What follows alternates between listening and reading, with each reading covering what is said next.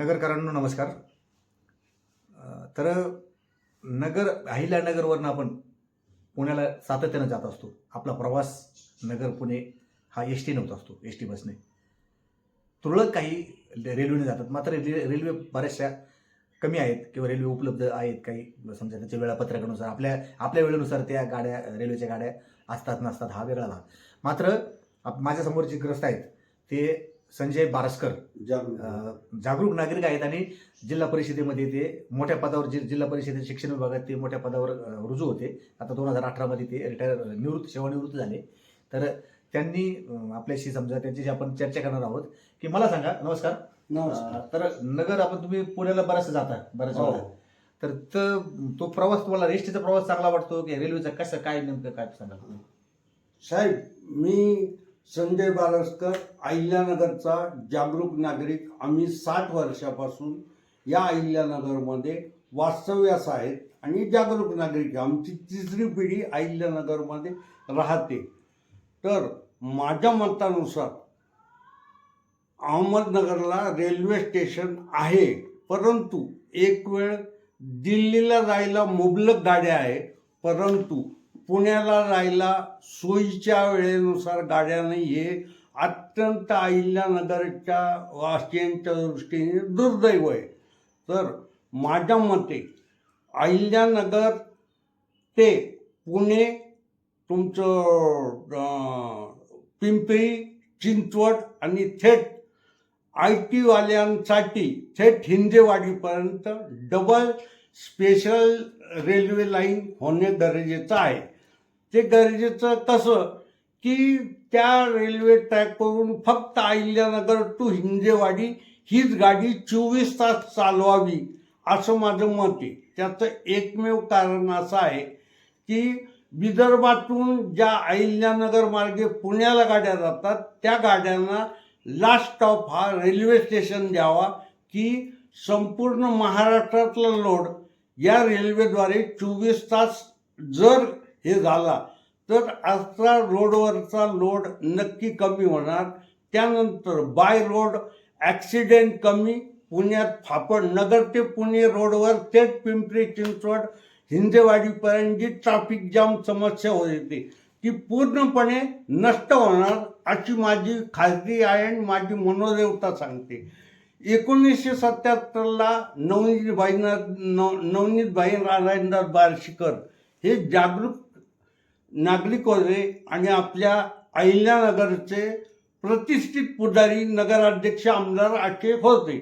पण त्यांनी एक प्रस्ताव मांडला की आपण अहिल्यानगर टू पुणे पिंपरी चिंचवडपर्यंत 24 तास लोकल सेवा चालू, की ज्यामुळे तरुणांना रोजगार मिळेल आणि कदाचित अहिल्यानगरला यायची पटापट सोय झाल्यामुळे एक तर तिकडचे कामगार इकडे येतील किंवा इकडचे कामगार तिकडे जातील. अहिल्यानगर हे भारतातलं सर्वात मोठं खेडं आहे. ते आपण जगाच्या नकाशावर निघू अशी त्यांची तीव्र इच्छा होती. पण ती तीव्र इच्छा पूर्ण न झाली आणि त्यानंतर जे कोणी राजकारणामध्ये आले पदाधिकारी, ते अनेक पिढ्यांचा त्यांचा वारसा असल्यामुळे ते काय, वडील आमदार मुलगा आमदार, वडील अमुक वडील, म्हणजे खानदानी वारशाने आल्यामुळे त्यांना ह्या अहिल्यानगरचा मुळात अभ्यास नाही. आणि या बाबतीत मी तर असं म्हणेल, आजार म्हशीला आणि इंजेक्शन पाखालाला ही गती झाली. त्यामुळे रोड ॲक्सिडेंटचं प्रमाण भयानक वाढलेलं. मला असं म्हणायचं का बाबा, या रेल्वे जो प्रकल्प, रेल्वे नगर पुणे रेल्वे जी आहे ती सुरू करण्यामागे राजकीय पुढाऱ्याची उदासीनता आहे असा तुमचा आरोप आहे, असं म्हणायचं. तुम्हाला काय नेमकं सांगाल? मुळात जे आपल्या अहिल्यानगरला 1977 पासून राजकीय पदाधिकारी आहेत, तो मग कुठल्याही पक्षाचा असो, तो परिपूर्ण अभ्यासच करायला तयार नाही. त्याच्या मनाला वाटेल तसं तो काम करतोय. आणि नगरची जनता ही मृतावस्थेत गेली. या नगरला असलेले खड्डे व नगरला तर यांच्या गोष्ट आहेत. आम्ही इंदोरच्या बरोबरीने अहिल्यानगर करू, परंतु ते मला नाही वाटत अजून 50 वर्ष तरी इंदोरची बरोबरी करू शकू, असं काही नाही. तर मग आता रेल्वेचं तर याला डबल स्पेशल लाईन करून फक्त त्या ट्रकून म्हणजे दौंड मार्गे आपल्याला हेच मिळणार नाही, लाईनच क्लिअर मिळणार नाही. तर नगरवरून स्पेशल डबल लाईन रेल्वेची करायची. आणि जसं आता अजितदादा जाऊन किती दिवस झाले, लगे पुणे बारामती रेल्वे चालू, आणि ती सुद्धा फक्त साहेब 30च रुपयात आहे. त्यानंतर मोदी साहेबांनी बीडला एका सभेमध्ये आश्वासन दिलं प्रचार दरम्यान की बीड ते अहिल्यानगर मी रेल्वे लाईन करतो, डबल रेल्वे, पण माझे उमेदवार निवडून द्या, मुंडेताईंना खासदार म्हणून निवडून द्या. तर मुंडेताईंना खासदार म्हणून निवडून दिलं आणि फटाफट काम चालू झालं. आज त्या रेल्वेची अवस्था पाहिली तर ती रेल्वे अक्षरशः तोट्यात जाते, प्रवासी नसतात त्याच्यात. तर मग काय उपयोग झाला? म्हणजे कुठल्या एका प्रचार सभेमध्ये आश्वासन द्यायचं आणि अब्जावधी रुपये खर्च करायचे, त्याच्यापेक्षा अहिल्यानगर टू पुणे, पिंपरी चिंचवड व हिंजवडी, त्यात architecture engineer, IT engineer, mechanical engineer, आणि पिंपरी चिंचवडमध्ये ज्या बजाज, नंतर कोणत्या मायको वगैरे ज्या कंपन्या आहेत, त्या कंपन्यांच्या कामगारांची सोय होणार. कारण पुण्यात साहेब फ्लॅटच्या किमती झाल्यात 2 ते 2.5 कोटी रुपये. तर सर्वसामान्य माणसाचं कंबरड मोडल्याशिवाय राहणार नाही, आणि 2 ते 2.5 कोटी रुपये फ्लॅटला देऊ नये. तुम्हाला किमान 6 ते 10 हजार रुपये मेंटेनन्स मागतात, आणि 6 ते 10 हजार रुपये माझ्या अहिल्यानगरमध्ये मला निदान 1 बेड 2 बेड हॉल किचन भाड्याने मिळतो, मासिक भाड्याने. पण तुम्ही आता म्हणताय डबल लाईन टाकायची, हो, त्यासाठी खर्च आहे काय, कसं काय, त्याबद्दल काय? हा तो खर्च यांनी खास बाब, कारण अहिल्यानगरचा हा विस्तार म्हणजे विकास जो आहे 1977 पासून कोणी अभ्यासपूर्ण पुढारीच नाही, अहिल्यानगरचा मूळ अभ्यासच केलेला नाही. तर या बाबतीमध्ये मी सांगेल, तुलनेमध्ये गोपीनाथ मुंडे साहेब उपमुख्यमंत्री झाले आणि आपल्या छत्रपती संभाजीनगरला किती उड्डाण पूल झाले.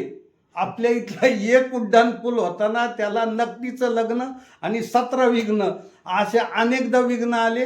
केवळ सुजय विखे साहेबांनी मध्यस्थी केल्यामुळे तो उड्डाण पूल एक झाला, आणि त्याचंच कौतुक होतंय सगळं. आतापर्यंत किमान 5 ते 10 उड्डाण पूल पाहिजे नगरमध्ये. नगरची वाहतूक समस्या तेव्हा मिटेल.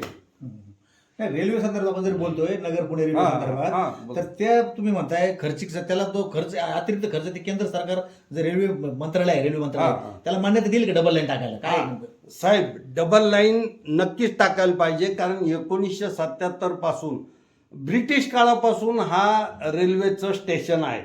तर इथून सगळ्यात महत्वाचं दिल्लीला जायला सोयीची रेल्वे आहे, परंतु तुमच्या पुणे मुंबईला जायला एकही सोयीची रेल्वे असेल तर सांगा. आणि जी आहे ती समजा तुमची मेट्रो रेल्वे आहे, काय भाडं आहे त्याचं? 500 रुपये. अहो मग आमचं 165 रुपये एसटीला भाडं आहे, तर 500 रुपये तिकीट कोण भरणार आणि कसं जाणार ते तुम्हीच सांगा, कसं गणित आहे ते. तर आपल्याला 30 ते 35 रुपये भाडं असलेली लोकल रेल्वे सुविधा उपलब्ध पाहिजे. नगरकरांनो, 35 रुपयात तुम्हाला पुण्याला जाता येईल अशी रेल्वे, म्हणजे लोकल रेल्वे सुरू करावी असं बारसकर यांचं म्हणणं आहे. तर त्या संदर्भात ते अजून आपल्याशी बोलतायत, अजून त्यांना बरेचसे मुद्दे सांगायचे आहेत. तर मला असं आवाहन करायचं आहे या मुलाखतीच्या माध्यमातून, या व्हिडिओच्या माध्यमातून, की नगरकरांनो तुम्ही जागा व्हा, आणि जे तुमची जी लूट होते समजा ह्याच्यामध्ये एसटी भाड्यासाठी तुमचं जे तुमचा आर्थिक ताण तुमच्या खिशावर पडतोय, तो कमी करण्यासाठी तुम्ही रेल्वेचा प्राधान्य द्या. रेल्वेला Nagar Pune railway, local railway सुरू करण्यासाठी रस्त्यावर या. रस्त्यावर म्हणण्यापेक्षा कायदेशीर मार्गाने तुम्ही आंदोलन करा, शांततेच्या मार्गाने आंदोलन करा, असं त्याचं म्हणणं आहे. तर तुम्हाला अजून काहीतरी सांगायचं होतं काय? आता तुम्ही जे बजेट आहे त्या बजेट संदर्भात काय सांगाल नेमकं? अहिल्यानगर टू थेट हिंजेवाडीपर्यंत डबल रेल्वेची ट्रॅक टाकली व लोकल रेल्वे टप्प्याटप्प्याने 24 तास नफ्या तोट्याचं गणित बघून चालू केली, तर माझ्या माहितीप्रमाणे ते सक्सेस होणार. ते कसं? 30 ते 35 रुपयामध्ये आपल्याला लोकलचा प्रवास म्हणल्यावर 30 ते 35 रुपयात, आणि तो अवघा 2.25 तासात अहिल्यानगरहून रेल्वे निघाली की 2.25 तासात ती थेट हिंजवडीपर्यंत जाणार. याला प्रत्येक जो काही थांबा आहे तो फक्त 2 मिनिटाचा असेल. मुंबईमध्ये तो काळाच्या ओघात 1 मिनिट आहे, परंतु आपला थोडासा लोकांना चढ उतारला त्रास नको म्हणून 2 मिनिटं आपण प्रत्येक स्टेशनवर ठेवू. कोणी कुठं घुसणार नाही, येणार नाही, फक्त प्रवासी चढतील आणि उतरतील. दुसरी गोष्ट, बाय रोड 165 रुपये ते 300 रुपये तिकीट लागतं. शिवशाही म्हणा किंवा खाजगी लक्झरी बस म्हणा, आणि अगदी साध्या एसटीने 165 रुपये. आणि शिवाय तुम्ही ते तिकीट काढून एसटीत बसले तर तुम्ही 3.5 तासात पुण्याला पोहोचाल याची नो गॅरंटी. कमीत कमी 4-4.5 तास. त्यानंतर एसटी महामंडळाची नाटक 30 रुपयात नाश्ता या नावाखाली तो नाश्ता बेचव असतो. चहा पण बेचव आणि 30 रुपयात नाश्ता. आता काही प्रवासी घेतात, काही नाही घेत, पण कंडक्टर ड्रायव्हर 100% 20 मिनिटाचा वेळ असताना 30 मिनिटे टाइमपास करतात. इथेच अर्ध्या तासाचा गोंधळ तयार होतो. आणि तो गोंधळ असा तयार होतो की ड्रायव्हर आणि कंडक्टर यांना कॅन्टीन चालक बिंदास कमिशन देतो, त्यामुळे ते अजून 30 ऐवजी 35 मिनिटं टाइमपास करतात. हे दुर्दैव आहे. तर ही एसटी महामंडळाने कुठल्याही धाब्यावर फक्त प्रवाशांनी मागणी केली तर लघवी आणि टॉयलेटसाठी थांबवा गाडी आणि लगेच तुरंत येऊन बसा, कुठलाही टाइमपास करू नका. तर तुम्ही 3.5 तास ते 4 तासात त्याची गॅरंटी नाही. परंतु जर लोकल रेल्वे 24 तास मुंबई पुण्यासारखी फास्ट चालू झाली तर 100% 2.25 तासात नगरहून निघालेला माणूस, आणि तोही 35 रुपयात जाईल. कारण बीड ते अहिल्यानगर भाडे फक्त 40 रुपये. बारामती अजितदादा जाऊन किती दिवस झाले, लगेच बारामती ते पुणे फक्त 30 रुपये भाडं. त्यानंतर कोल्हापूर ते पुणे भाडं फक्त 100 रुपये. साहेब काय मजा चालली पाहत. आणि अजून एक रेल्वे चालू होते की नाशिक टू शिर्डी, त्याला भाडं किती असेल ते तुम्हीच पहा. आता काय नगर शहर जो आहे विधानसभा मतदारसंघ, त्या नगरच्या आतापर्यंत अनेक निवडणुका झाल्या. तर त्या निवडणुका होत असताना त्यामध्ये शहर विकास, शहरामोरा बदलणं किंवा शहरात विकास निधी आणून रस्ते करणं, अशा बऱ्याचशा घोषणा. पण रेल्वेच्या प्रकल्पासंदर्भात Nagar Pune railway, local railway जे बारसकर असं म्हणतायत तशी रेल्वे सुरू व्हावी असं कोणीही म्हटलं नाही. कोणाच्याही अजेंडा आतापर्यंत कोणाच्याही अजेंड्यामध्ये नव्हतं.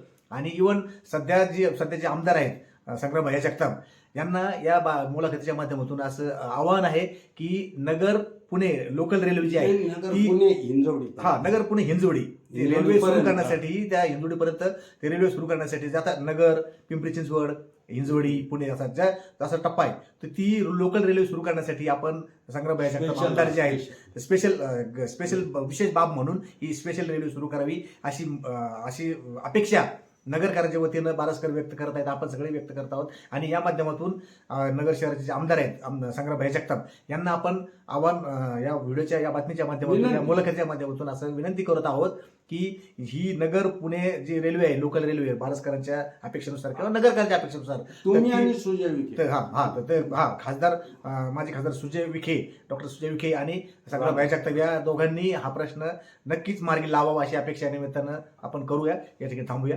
धन्यवाद.